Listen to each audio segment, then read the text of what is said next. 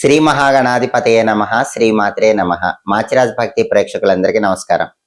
August 1వ తేదీ నుంచి ఆగస్టు 10వ తేదీ వరకు ఈ 10 రోజుల్లో మేషాది ద్వాదశ రాశులకి రాశి ఫలాలు ఏ విధంగా ఉండబోతున్నాయో, ఏ గ్రహాలు అనుకూలంగా ఉన్నాయో, ఏ గ్రహాలు వ్యతిరేకంగా ఉన్నాయో, అనుకూలించే గ్రహాల అనుకూలత పెరగటానికి, వ్యతిరేకించే గ్రహాల వ్యతిరేకత తగ్గటానికి ఎలాంటి పరిహారాలు చేసుకోవాలో, ఏ దేవీ దేవతల ఆలయ దర్శనం చేయాలో, ఏ మంత్రాలు చదువుకోవాలో, ఏ స్తోత్రాలు పఠించాలో, ఎలాంటి దానాలు ఇవ్వాలో, ద్వాదశ రాశుల వాళ్ళకి ఈ 10 రోజులు రాశి ఫలితాలు ఏ విధంగా ఉండబోతున్నాయో ఈ వీడియోలో మనం తెలుసుకుందాం. తదుపరి మీనరాశి. మీనరాశి వాళ్ళకి ఆగస్టు 1వ తేదీ నుంచి ఆగస్టు 10వ తేదీ మధ్యలో 10 రోజుల రాశి ఫలితాలు పరిశీలిస్తే, ప్రధానంగా 10 రోజుల రాశి ఫలితాలు మనం చూసుకునేటప్పుడు తీసుకోవాల్సిన 4 గ్రహాలు రవి, బుధుడు, కుజుడు, శుక్రుడు. ఈ 4 గ్రహాల్లో సూర్యుడు 5వ స్థానంలో వ్యతిరేకంగా ఉన్నాడు. మీనరాశి వాళ్ళకి సూర్యుడి బలం లేదు కాబట్టి ఆఫీసులో బాస్తో కానీ కొలీగ్స్తో కానీ కొంచెం జాగ్రత్తగా ఉండాలి. వాళ్ళతో జాగ్రత్తగా మాట్లాడాలి. పాలిటిక్స్లో కూడా ఆలోచించి మాట్లాడాలి. అగ్రికల్చర్ వ్యవసాయంలో ఆలోచించి నిర్ణయాలు తీసుకోవాలి. తండ్రి వైపు బంధువులతో జాగ్రత్తగా ఉండాలి. సూర్యుడి బలం లేదు కాబట్టి, సూర్యుడికి అధిష్టాన దైవం విష్ణుమూర్తి కాబట్టి ఓం నమో నారాయణాయ అష్టాక్షరి మంత్రం రోజు 21 సార్లు చదవాలి. విష్ణు సహస్రనామ స్తోత్రం కానీ, విష్ణు పంజర స్తోత్రం కానీ వీలైనప్పుడు వినండి. గోధుమలు నానబెట్టి ఆవుకు పెట్టడం కానీ, కేజింబావు గోధుమలు పంతులు గారికి దానం ఇవ్వటం కానీ చేయండి. అప్పుడు సూర్యుడిచ్చే వ్యతిరేక ఫలితాల నుంచి బయటపడచ్చు. అలాగే మీనరాశి వాళ్ళకు బుధుడు 4, 5 స్థానాల్లో సంచారం చేస్తున్నాడు. ఆగస్టు 1 నుంచి ఆగస్టు 5 వరకు 4వ స్థానంలో బుధుడు ఉన్నాడు. ఇది చాలా అనుకూలం. కాబట్టి మీనరాశి విద్యార్థులకి బ్రహ్మాండమైన ర్యాంకులు వస్తాయి. కాంపిటేటివ్ ఎగ్జామ్స్ గురించిన శుభవార్త వింటారు, సక్సెస్ అవుతారు, కావలసిన చోట సీట్లు తెచ్చుకోగలుగుతారు. నిరుద్యోగులు కూడా ఇంటర్వ్యూకి వెళితే క్వాలిఫికేషన్ తగిన జాబ్ హై ప్యాకేజ్తో వస్తుంది. బిజినెస్లో కూడా ఊహించిన దానికంటే ఎక్కువ లాభాలు వస్తాయి. ఇవన్నీ కూడా ఆగస్టు 1 నుంచి ఆగస్టు 5 మధ్యలో, ఈ 5 రోజుల్లోనే మీనరాశి వాళ్ళకి జరుగుతాయి. మళ్ళీ ఆగస్టు 6 నుంచి ఆగస్టు 10 మధ్యలో బుధుడి బలం లేదు. ఆగస్టు 6 నుంచి ఆగస్టు 10 మధ్యలో విద్యార్థులకు, నిరుద్యోగులకు, వ్యాపారస్తులకు వ్యతిరేక ఫలితాలు వస్తాయి. అలా రాకుండా ఉండాలంటే ఆగస్టు 6 నుంచి ఆగస్టు 10 మధ్యలో గణపతి ఆలయానికి ఒకసారి వెళ్ళాలి. గరికపోచలు కలిపే నీళ్లతో అభిషేకం కానీ, గరికలతో అర్చన కానీ చేయించుకోవాలి. ఆలయంలో 5 ప్రదక్షిణలు చేయాలి. కొబ్బరి నూనె దీపం 5 ఒత్తులేసి ఆలయంలో పెట్టాలి. అలాగే ఇంట్లో సంకటనాశక గణేష స్తోత్రాన్ని 6వ తేదీ నుంచి 10వ తేదీ మధ్యలో ప్రతిరోజు ఒకసారి వినే ప్రయత్నం చేయండి. గణపతికి సంబంధించిన ఓం గూం హేరంబాయ నమః అనే మంత్రం 21 సార్లు చదువుకోండి. పెసలు నానబెట్టి ఆవుకు పెట్టడం లేదా కేజింబావు పెసలు పంతులు గారికి దానం ఇవ్వటం చేయాలి. వీటిలో ఏది చేసినా ఆగస్టు 6 నుంచి ఆగస్టు 10 మధ్యలో బుధుడి సంచారం వ్యతిరేకంగా ఉండటం వల్ల వచ్చే ఇబ్బందుల నుంచి మీనరాశి వాళ్ళు సులభంగా బయటపడి బుధుడిని అనుకూలంగా మార్చుకోవచ్చు. అలాగే కుజుడు మీనరాశి వాళ్ళకి ప్రధానంగా ఆగస్టు 1 నుంచి ఆగస్టు 10 మధ్యలో 3, 4 స్థానాల్లో సంచారం చేస్తున్నాడు. మొదటి 2 రోజులు 3వ సంచారం చేస్తున్నాడు, ఫేవరబుల్ గా ఉన్నాడు. ఆగస్టు 1, ఆగస్టు 2 ఈ 2 తేదీల్లోనే మీనరాశి వాళ్ళు ప్రాపర్టీ కొనుక్కోవాలనుకుంటే కొనుక్కోగలుగుతారు. ఈ 2 రోజుల్లోనే ప్రాపర్టీ అమ్మాలనుకుంటే మంచి రేటుకు అమ్మగలుగుతారు. కాబట్టి భూములు, గృహాలు, స్థలాలు, పొలాలు, అపార్ట్మెంట్లు ఏవైనా కొనుక్కోవాలన్నా, ఉన్నవి మంచి రేటుకు అమ్ముకోవాలన్నా ఆగస్టు 1, ఆగస్టు 2 ఈ 2 తేదీల్లోనే మీనరాశి వాళ్ళకు బలం ఉంది. అలాగే రియల్ ఎస్టేట్ లో మంచి యోగం పట్టే బలం కూడా ఈ 2 రోజుల్లోనే ఉంది. అప్పులు క్లియర్ చేసే బలం ఈ 2 రోజుల్లోనే ఉంది. బ్యాంకు లోన్లు శాంక్షన్ చేయించుకునే బలం ఈ 2 రోజుల్లోనే ఉంది. ఈ ప్రయోజనాలన్నీ కూడా ఆగస్టు 1, ఆగస్టు 2 తేదీల్లో మాత్రమే మీనరాశి వాళ్ళకి అవకాశం ఎక్కువగా ఉంది. మళ్ళీ ఆగస్టు 3 నుంచి ఆగస్టు 10 వరకు కుజుడు 4వ స్థానంలో ఉన్నాడు. కుజుడు 4వ స్థానంలో ఉన్నప్పుడు అర్ధాష్టమ కుజ దోషం ఉంటుంది. అప్పుడు అసలు ప్రాపర్టీ కొన్నా అమ్మినా బెనిఫిట్ ఉండదు, ఏదో ఒక ఇబ్బందులు వస్తాయి. అలాగే మొదటి 2 రోజుల్లో కుజుడు 3వ స్థానంలో ఉన్నప్పుడు బ్రదర్స్ సపోర్ట్ బాగా ఉంటుంది. అసలు చాలా కాలంగా బ్రదర్స్ తో డిస్ప్యూట్స్ ఉన్నా అవన్నీ క్లియర్ అయిపోతాయి. బ్రదర్స్ సపోర్ట్ వల్ల మీరు ప్రాపర్టీ కొనుక్కునే అవకాశాలు కూడా బలంగా ఉన్నాయి. అసలు బ్రదర్స్ వల్ల బ్రహ్మాండమైన బెనిఫిట్స్ పొందే యోగం ఆగస్టు 1, ఆగస్టు 2 తేదీల్లో మీన రాశి వాళ్ళకి ఎక్సలెంట్ గా ఉంది. కానీ ఆగస్టు 3 నుంచి ఆగస్టు 10 వరకు కుజుడి బలం లేదు కాబట్టి అప్పుడు మళ్ళీ బ్రదర్స్ తో ఏవో చిన్న చిన్న వస్తూ ఉంటాయి. ఆగస్టు 3 నుంచి ఆగస్టు 10 మధ్యలో కుజుడి బలం పెరగాలంటే కందులు నానబెట్టి బెల్లంతో కలిపి ఒకసారి ఆవుకు పెట్టాలి. అలాగే కేజింబావు కందులు పంతులు గారికి దానం ఇవ్వాలి. వీటిలో ఏదైనా చేసుకోవచ్చు. ఓం అం అంగారకాయ నమః ఈ మంత్రం రోజు 21 సార్లు చదువుకోవాలి.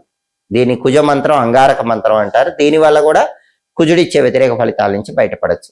కుజుడికి అధిష్టాన దైవాలు సుబ్రహ్మణ్య స్వామి, నరసింహస్వామి కాబట్టి ఆగస్టు 3 నుంచి ఆగస్టు 10 మధ్యలో కుజుడు 4వ స్థానంలో ఉన్నప్పుడు సుబ్రహ్మణ్య ఆలయ దర్శనం కానీ, నరసింహస్వామి ఆలయ దర్శనం కానీ ఒకసారి చేసుకోండి. సుబ్రహ్మణ్య కరావలంబ స్తోత్రం లేదా లక్ష్మీ నృసింహ కరావలంబ స్తోత్రం రోజుకు ఒకసారి వినే ప్రయత్నం చేయండి. దానివల్ల ఆగస్టు 3 నుంచి ఆగస్టు 10 మధ్యలో కూడా కుజుడు ఇచ్చే వ్యతిరేక ఫలితాల నుంచి బయటపడచ్చు. అలాగే శుక్రుడు 7వ స్థానంలో వ్యతిరేకంగా ఉన్నాడు. ఆగస్టు 1 నుంచి ఆగస్టు 10 మధ్యలో మీనరాశి వాళ్ళకి శుక్రుడు 7వ స్థానంలో వ్యతిరేకంగా ఉన్నాడు కాబట్టి పెళ్లిళ్ళు నిశ్చయం అవటం కొంచెం ఆలస్యం అవుతూ ఉంటుంది. సహనంతో వ్యవహరించాలి. టెక్స్టైల్, లేడీస్ ఎంపోరియం, బొటిక్ లాంటి వ్యాపారాల్లో కూడా ఒడిదుడుకులు కనిపిస్తూ ఉంటాయి. సినిమా, టీవీ రంగాల్లో, సంగీత, నాట్య రంగాల్లో అవకాశాలు అందుకోవటం కూడా కొంచెం ఆలస్యం అవుతూ ఉంటుంది. శుక్రుడు వ్యతిరేకంగా ఉన్నాడు కాబట్టి శుక్రుడికి అధిష్టాన దైవం రాజరాజేశ్వరి దేవి, లలితాదేవి కాబట్టి శ్రీమాత్రే నమః అనే మంత్రాన్ని 21 సార్లు చదువుకోవాలి. లలితా సహస్రనామ స్తోత్రం చాంటింగ్ వినాలి. నానబెట్టిన అలసందలు అంటే బొబ్బర్లు ఆవుకు పెట్టడం కానీ, కేజింబో అలసందలు పంతులు గారికి దానం ఇవ్వటం కానీ చేస్తే 7వ స్థానంలో శుక్రుడు ఇచ్చే వ్యతిరేక ఫలితాల నుంచి చాలా సులభంగా బయటపడవచ్చు. కాబట్టి ప్రధానంగా మీనరాశి వాళ్ళకి రవి బలం లేదు, శుక్రుడి బలం లేదు. అయితే కుజుడి బలం మాత్రం ఒక 2 రోజులు ఉంది. బుధుడి బలం అనేటటువంటిది మొదటి 5 రోజులు ఉంది. మిగతా సమయాల్లో గ్రహాలకు పరిహారాలు చేసుకోవటం ద్వారా ఆగస్టు 1 నుంచి ఆగస్టు 10 మధ్యలో మీనరాశి వాళ్ళు వ్యతిరేక ఫలితాలన్నీ తొలగింపజేసుకొని సంపూర్ణంగా అనుకూల ఫలితాలు అందిపుచ్చుకోవచ్చు. ముఖ్యమైన కార్యనిమిత్తమై మనం బయటికి వెళ్ళేటప్పుడు పనులు విజయవంతం కావాలంటే, కార్యసిద్ధి లభించాలంటే కొన్ని ప్రత్యేకమైన సమయాలు ఉన్నప్పుడు పని మీద బయటికి వెళ్ళాలి. అలాగే ఒక్కొక్క వారం ఒక్కో దిక్కు వైపు ప్రయాణం చేయకూడదని కూడా జ్యోతిష శాస్త్ర గ్రంథాల్లో చెప్పారు. ఎప్పుడైనా పని మీద బయటికి వెళ్ళటానికి అనుకూలమైన రోజులు బుధవారం, గురువారం, శుక్రవారం అని కాలామృతం అనే గ్రంథంలో చెప్పారు. కాబట్టి ముఖ్యమైన పనులు ఉన్న వాళ్ళు ఎవరైనా సరే ఈ 3 రోజుల్లో పని మీద బయటకు వెళితే చాలా వరకు ముఖ్యమైన పనులన్నీ కూడా దిగ్విజయంగా పూర్తి చేసుకోవచ్చు. సోమవారం కూడా మంచిదే. అయితే బుధ, గురు, శుక్ర ఎక్కువ శుభ ఫలితాలను ఇస్తాయి. కాలామృతం అనే గ్రంథంలో ఏం చెప్పారంటే ఒక్కొక్క రోజు ఒక్కొక్క దిక్కు వైపు ప్రయాణం చేయకూడదని చెప్పారు. దీన్ని వారసుల దోషము అంటారు.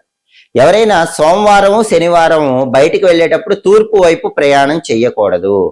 ఆదివారము, శుక్రవారం పని మీద బయటికి వెళ్ళేటప్పుడు పడమర దిక్కు వైపు ప్రయాణం చేయకూడదు. మంగళవారం, బుధవారం ఉత్తర దిక్కు వైపు ప్రయాణం చేయకూడదు. గురువారం దక్షిణం వైపు ప్రయాణం చేయకూడదు. చేస్తే పనులు తొందరగా జరగవని కాలామృతం అనే గ్రంథంలో చెప్పారు. మరి ఒకవేళ ఖచ్చితంగా ఆ దిక్కు వైపే ప్రయాణం చేయాల్సి వస్తే అప్పుడు ఏం చేయాలి? కొన్ని పదార్థాలు తిని మనం పని మీద బయటికి వెళ్ళొచ్చు, ప్రయాణం చేసుకోవచ్చు. అప్పుడు దోషం ఉండదని కూడా కాలామృతం అనే గ్రంథంలో చెప్పారు. ఎప్పుడైనా వెళ్ళకూడని దిక్కు వైపు వెళ్ళకూడని రోజుల్లో ప్రయాణం చేయవలసి వస్తే ఆ రోజు ఆదివారం అయితే నెయ్యితో చేసిన పదార్థం ఏదైనా తిని వెళ్ళాలి, లేదా 2 నెయ్యి చుక్కలు నోట్లో వేసుకొని వెళ్ళాలి. సోమవారం అయితే కొంచెం పాలు తాగి వెళ్ళాలి. మంగళవారం బెల్లం ముక్క తిని వెళ్ళాలి. బుధవారం నువ్వులు నోట్లో వేసుకుని వెళ్ళాలి. గురువారం పెరుగు తిని వెళ్ళాలి. శుక్రవారం గోధుమలు తిని వెళ్ళాలి. శనివారం మినుములు కొన్ని నోట్లో వేసుకొని లేదా మినపప్పుతో చేసిన పదార్థాలు తిని వెళ్ళాలి. ఇట్లా వారాన్ని బట్టి ఆ పదార్థం తిని గనక మనం పని మీద బయటికి వెళితే వారసుల దోషం ఉండదు. అంటే ఫలానా వారం ఫలానా దిక్కుకు ప్రయాణం చెయ్యకూడదు అని ఉన్నప్పటికీ ఆ దిక్కు వైపు వెళ్ళినా ఎలాంటి ఇబ్బందులు ఉండవు. అలాగే కొన్ని సమయాలు కూడా జ్యోతిష శాస్త్రంలో చెప్పారు. అవి చాలా అద్భుతమైన సమయాలు. అసలు కష్టసాధ్యమైన పని కూడా బ్రహ్మాండంగా సక్సెస్ అవ్వాలంటే ఆ సమయాల్లో బయటికి వెళ్ళాలి. వాటిలో మొట్టమొదటిది గోధూళి ముహూర్తం. గోధూళి ముహూర్తం అంటే ఏంటంటే సూర్యాస్తమయం సమయంలో ఆవులన్నీ ఇంటికి తిరిగి వచ్చేటటువంటి సమయాన్ని గోధూళి ముహూర్తం అంటారు. సరిగ్గా ఈ టైం ఎప్పుడు ఉంటుందంటే మీరు ప్రతిరోజు పంచాంగం చూసుకుంటే సూర్యోదయం, సూర్యాస్తమయం అని ఉంటాయి. సూర్యాస్తమయానికి 12 నిమిషాల ముందు మొదలయ్యి సూర్యాస్తమయం తర్వాత 12 నిమిషాల పాటు కొనసాగే కాలాన్ని గోధూళి ముహూర్తం అంటారు. అంటే కరెక్ట్ గా సూర్యాస్తమయం ఏ టైంకి అవుతుందో ఏ రోజైనా సరే ఆ టైంకి ముందు 12 నిమిషాలు, ఆ టైంకి తర్వాత 12 నిమిషాలు, మొత్తం కలిపితే 24 నిమిషాలు. ఈ టైంని గోధూళి ముహూర్తం అంటారు. ఈ గోధూళి ముహూర్తంలో మీరు పని మీద బయటకు వెళితే మీ ప్రయాణాలు బ్రహ్మాండంగా అవుతాయి, మీ పనుల్లో కార్యసిద్ధి ఏర్పడుతుంది. అలాగే ఇంకొక అద్భుతమైన ముహూర్తం గురించి కూడా మనకి కాలామృతం అనే గ్రంథంలో చెప్పారు. అదే అభిజిత్ ముహూర్తము. అభిజిత్ ముహూర్తం అనేది ప్రతిరోజు మధ్యాహ్నం టైంలో ఉంటుంది. సరిగ్గా మధ్యాహ్నం స్టార్ట్ అవ్వటానికి 24 నిమిషాల ముందు మొదలవుతుంది. మధ్యాహ్నం స్టార్ట్ అయిన తర్వాత 24 నిమిషాలు కొనసాగుతుంది. అంటే మధ్యాహ్నానికి ముందు 24 నిమిషాలు, మధ్యాహ్నానికి తర్వాత 24 నిమిషాలు, మొత్తం 48 నిమిషాల కాలాన్ని అభిజిత్ కాలము అంటారు, అభిజిత్ ముహూర్తం అంటారు. ఈ టైంలో పని మీద బయటకు వెళ్ళినా బ్రహ్మాండంగా విజయం లభిస్తుంది. కాబట్టి గోధూళి ముహూర్తంలో కానీ అభిజిత్ ముహూర్తంలో కానీ పని మీద బయటకు వెళ్ళండి. అలాగే ఒక్కొక్కసారి ప్రయాణాలు అస్సలు చేయకూడని తిథులు ఉంటాయి. అష్టమి నవములు కష్టపు దినములు అంటారు. ఆ రోజుల్లో సహజంగా అందరూ ప్రయాణాలు చేయరు, పని మీద వెళ్ళరు. అంటే యోగం బాగుంటే మళ్ళీ ప్రయాణం చేయొచ్చు, అది వేరే విషయం. కానీ సహజంగా వెళ్ళరు. యోగం బాగున్నప్పుడు వెళ్ళినా దోషం ఉండదు. ఒకవేళ యోగం కూడా బాగోకపోతే అష్టమి నవమి వస్తే చాలా మంది ప్రయాణం చేయరు. అలాగే ద్వాదశి దగ్ధం అంటారు, ద్వాదశి రోజు కూడా చాలా మంది ప్రయాణం చేయరు. అలా చేయకూడని రోజుల్లో ప్రయాణం చేయాల్సి వచ్చినప్పుడు ఏం చేయాలంటే మనకు జ్యోతిష శాస్త్రంలో నిర్గమనము అని ఒక విధి విధానం చెప్పారు. దీన్నే నిర్ఘ్యము అనే పేరుతో కూడా పిలుస్తారు. వాడుక భాషలో నెగ్యం అంటారు. నెగ్యము, నిర్గమనము, నిర్ఘ్యము అంటే అర్థం ఏంటంటే చేయకూడని రోజుల్లో మనం ప్రయాణం చేయాల్సి వస్తే ఆ రోజుకు ఒక రోజు ముందు కానీ 2 రోజుల ముందు కానీ మనకు సంబంధించిన బట్టలు ఏవైనా మన స్నేహితుల ఇళ్లలో కానీ బంధువుల ఇళ్లలో కానీ ఉంచుతాం. ఆ రోజు వచ్చినప్పుడు మనం హాయిగా ఆ బట్టలు తీసుకొని ప్రయాణం చేయొచ్చు. దీన్నే నిర్గమనము, నిర్ఘ్యము, నెగ్యం అనే పేర్లతో పిలుస్తారు. అప్పుడు ఆ దోషం ఉండదు. అందుకే చాలా మంది ముందే స్నేహితుల ఇళ్లలో కానీ బంధువుల ఇళ్లలో కానీ ప్రయాణం చేయటానికి ముందే బట్టలు పెట్టి వచ్చేస్తూ ఉంటారు. దీన్నే నెగ్యం పెట్టడం అంటారు. అయితే అలా వేరే వాళ్ళ ఇళ్లలో బట్టలు పెడితే మనం ఆ రోజే ప్రయాణం ప్రారంభించినట్టు అయిపోతుందని జ్యోతిష శాస్త్రంలో చెప్పారు. కానీ అలా ఇంకొకళ్ళ ఇళ్లలో మనకు సంబంధించిన బట్టలు పెట్టిన తర్వాత 3 రాత్రులు పూర్తయ్యేలోపు మనం ప్రయాణం చేయాలి. అప్పుడే ఈ నెగ్గం అనేది పనిచేస్తుంది.